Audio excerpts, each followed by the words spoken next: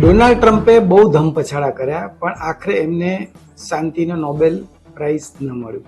48 વખત એવું બોલ્યા કે મેં ભારત પાકિસ્તાનનું યુદ્ધ રોકાયું છે. 7 વખત એવું બોલ્યા કે મેં દુનિયાના 7 અલગ અલગ યુદ્ધો રોકાઈ દીધા છે. પણ નોબેલ પીસ પ્રાઇઝની કમિટીને આ વાત ગળે ઉતરી નહીં. જેમ ભારત પાકિસ્તાનનું યુદ્ધ ટ્રમ્પે અટકાવ્યું છે એવું કોઈને ગળે ઉતરતું નથી, એવી વાત નોબેલની કમિટીને પણ નથી ઉતરી. આમ તો નોબેલનું માન જળવાઈ ગયું છે એવું કહી શકાય. નમસ્કાર. નોબેલ પીસ પ્રાઇઝ વેનેઝુએલાની મારિયા મચાડોને મળ્યું છે. છેલ્લા 20 વર્ષથી એ લોકશાહીને જીવંત કરવા માટે વેનેઝુએલામાં લડત લડી રહી છે અને એને નોબેલ પીસ પ્રાઇઝ મળ્યું છે. ટ્રમ્પને એ વાતનો તમાચો વાગ્યો છે કે એને નથી મળ્યું, એક મહિલા જે લોકશાહી માટે લડી રહી છે એને મળ્યું છે.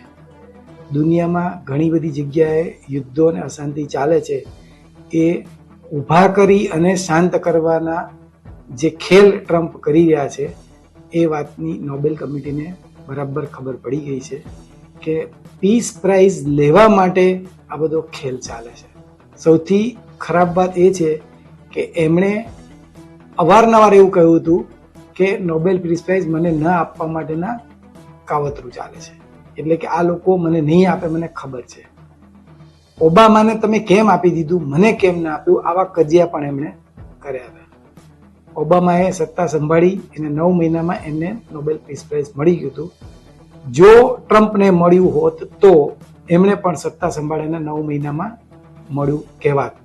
પણ ઓબામા વખતે પણ એ સવાલ થયો હતો કે એમને કઈ રીતે નોબેલ પીસ પ્રાઇઝ મળ્યું. અત્યાર સુધી અમેરિકાના 4 આખો વિડિયો જોવા માટે ડાઉનલોડ કરો દિવ્ય ભાસ્કર એપ.